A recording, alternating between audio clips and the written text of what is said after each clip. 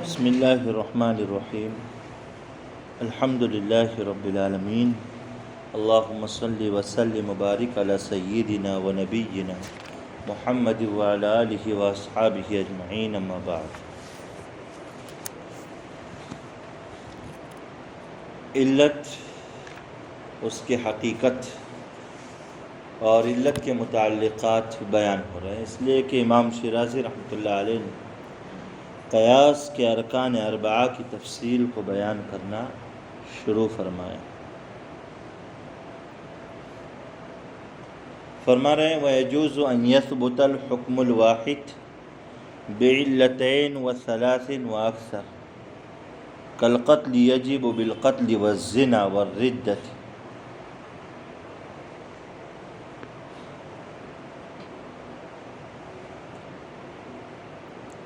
شرعی نصوص میں کبھی ایسے حالات ہوتے ہیں کہ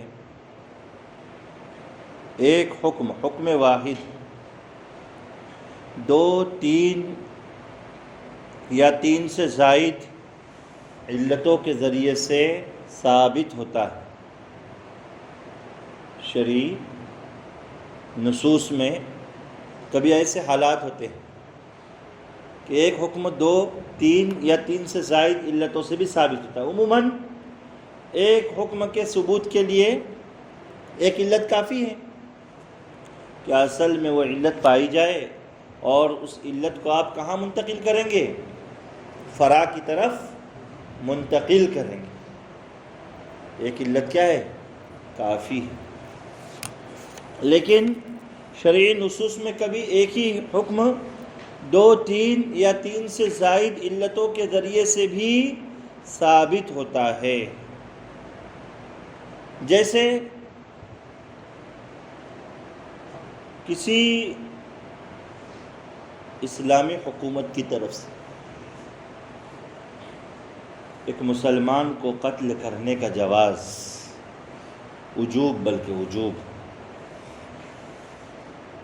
جیسے تین یا تین سے زائد علتوں سے بھی قتل ہو سکتا ہے۔ مثلا زانی محصن ہے تو پتھر مار کر اس کا قتل ہوتا ہے۔ بس سمجھے؟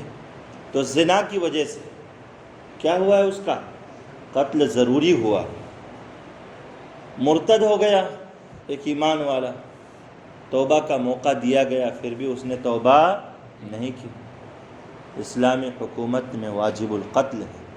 کیوں؟ ارتداد کی علت کی وجہ سے۔ بات سمجھے؟ یا ایک مومن نے کسی مسلمان کو، کسی مومن کو عمدن قتل کیا، جان بوجھ کر قتل کیا، تو قصاصاً قاتل کو بھی قتل کیا جائے گا، واجب ہے۔ تو وہ نا اسلامی حکومت میں ایک مسلمان کو قتل کیا جائے گا، قتل کرنا واجب ہے۔ تین علتیں ہو گئی نا، زنا محسن، ارتداد اور قتل عمد۔ بات سمجھے؟ تین علتیں ہو گئی۔ کبھی تینوں علتیں جمع بھی ہو سکتی ہے کہ آدمی نے زنا بھی کیا، کسی کو قتل بھی کیا اور مرتد بھی ہو گئے، تینوں علتوں کی وجہ سے اس کو قتل بھی کیا جائے گا۔ بات سمجھے؟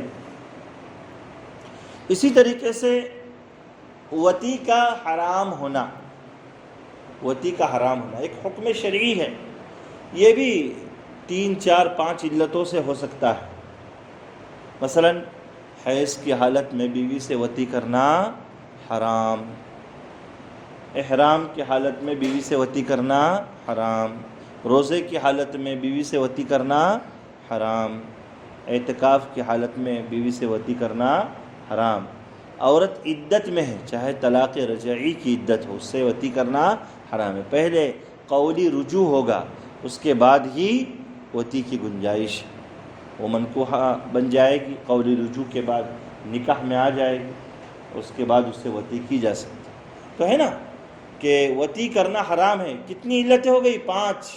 کون کون سی؟ حیض، احرام، صوم، اعتکاف اور عدت۔ تو ایک حکم شرعی ہے، لیکن 5 علتیں ہیں اس کی. کتنی علتیں ہیں؟ تو وہی ضابطہ بتایا نا، کبھی ایک حکم 2 3 یا اس سے زائد علتوں کے ذریعے سے بھی ثابت ہوتا ہے. آگے فرما رہے ہیں کہ کبھی ایسا بھی ہوتا ہے نصوص میں کہ ایک علت سے بہت سے احکامات بھی ثابت ہوتے ہیں. ایک علت سے بہت سے احکامات بھی کیا ہوتے ہیں؟ ثابت ہوتے ہیں. کبھی وہ احکامات آپس میں متماثل ہوتے ہیں. کیسے ہوتے ہیں؟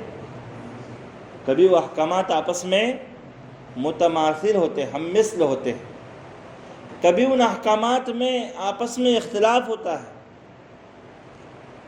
کبھی تضاد ہوتا ہے. لیکن متضاد احکامات ایک ہی علت سے ثابت نہیں ہو سکتے. اختلاف الگ ہے، تضاد الگ. اصولیین کے یہاں پر اختلاف اور تضاد میں فرق. بات سمجھے؟ تو کہتے ہیں کہ کبھی ایک ہی علت سے بہت سے احکامات ثابت ہوتے ہیں، اور وہ احکامات آپس میں کیسے ہوتے ہیں؟ متماثل، ہم مثل ہوتے ہیں. کیسے ہوتے ہیں؟ کل احرامی یوجب تحریم الوطی واللباسی والطیب وغیر ذالک. جیسے کہ احرام ایک علت ہے. احرام کیا ہے؟ اس سے بہت سے احکامات ثابت ہوتے ہیں کہ آدمی احرام کے اندر ہے تو بیوی سے وطی کرنا حرام، خوشبو لگانا حرام. اسی طریقے سے سلا ہوا لباس پہننا جو پورے عضو کو گھیر لے، ایسا لباس پہننا کیا ہوگا؟ حرام ہوگا. ٹوپی ہے پورے عضو کو گھیرتی ہے، ٹوپی پہننا حرام. موزہ ہے پورے عضو کو گھیر لیتا ہے تو موزہ بھی نہیں پہنا جا سکتا، بنیان بھی نہیں پہن سکتے. وہی 2 چادریں احرام کی لینا پڑے گی.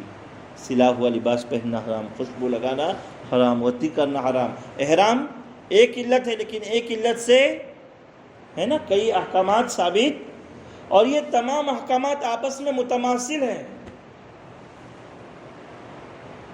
باب عمرہ یا باب حج سے تعلق رکھتے ہیں، ہے نا، آپس میں متماثل ہے، کوئی اختلاف بھی نہیں.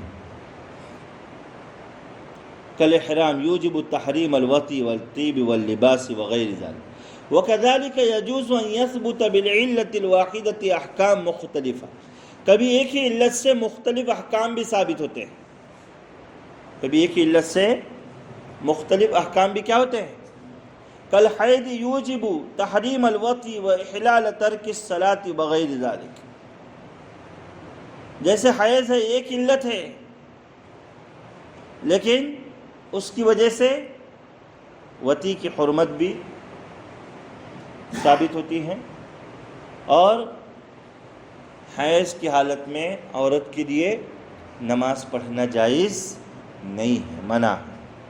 نماز کو چھوڑنا اس کے لیے حلال ہے.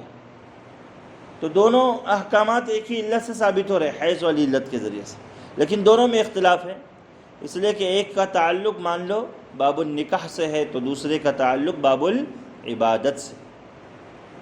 دونوں میں اختلاف ہے نا، الگ الگ. ولیکن لا يجوز ان يثبت بالعلة الواحدة احکام متضادہ. لیکن کیا فرما رہے ہیں کہ ایک ہی علت سے متضاد احکام ثابت نہیں ہو سکتے.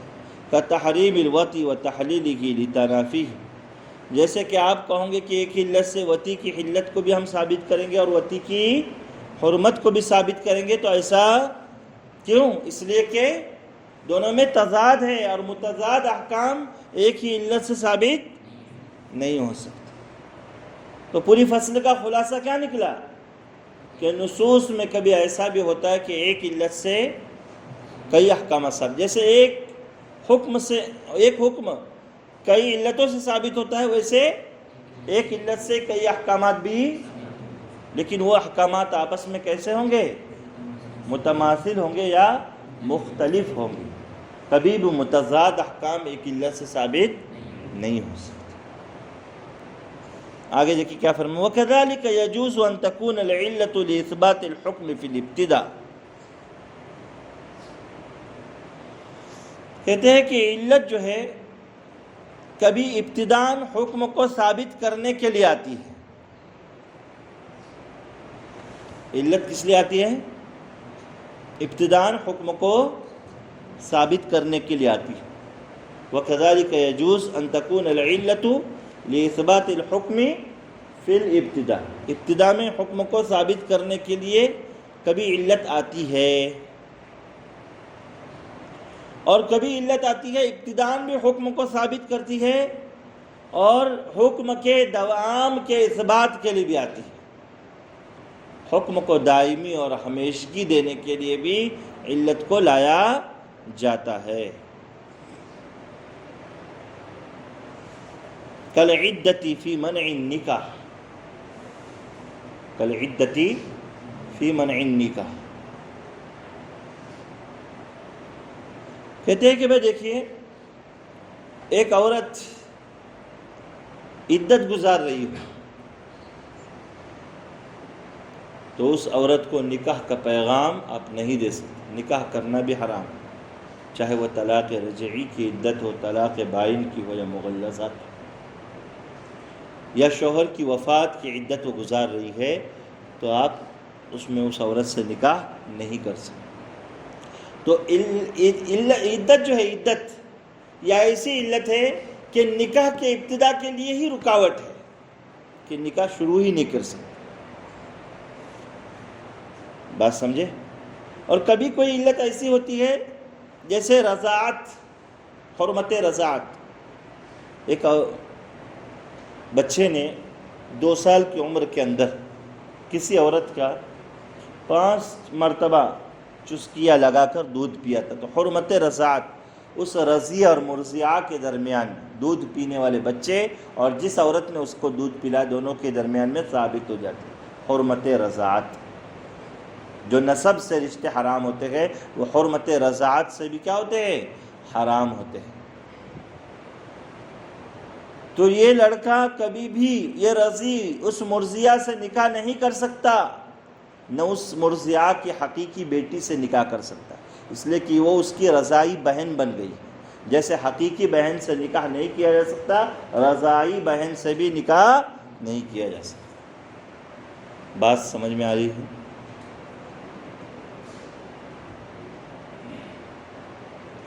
زید اور زینب کا مان لو نکاح ہو گیا، 1 مہینہ 2 مہینے گزر گئے، پھر بعد میں کسی نے بتایا کہ زید جب چھوٹے تھے تو اس وقت 2 سال کے اندر انہوں نے زینب کی ماں سے دودھ پیا تھا، یا زینب نے 2 سال کی عمر کے اندر زید کی ماں سے دودھ پیا تھا، تو دونوں رضاعی بھائی بہن ہیں. کیا ہے؟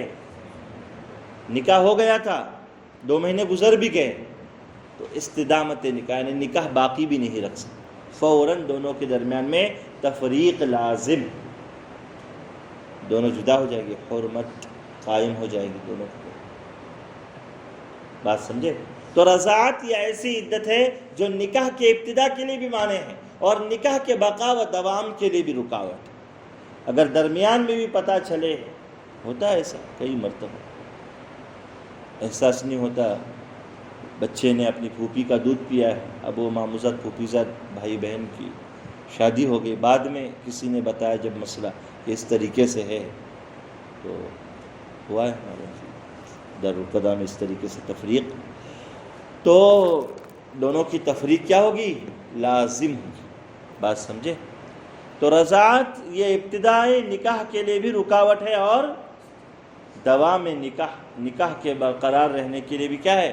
رکاوٹ ہے. تو کبھی علت ایسی بھی ہوتی ہے، وقد تکون علتا للابتدائی والاستدامت، نکاح کے برقرار رکھنے کے لیے بھی علت ہے، کالرضاع فی ابطال نکاح.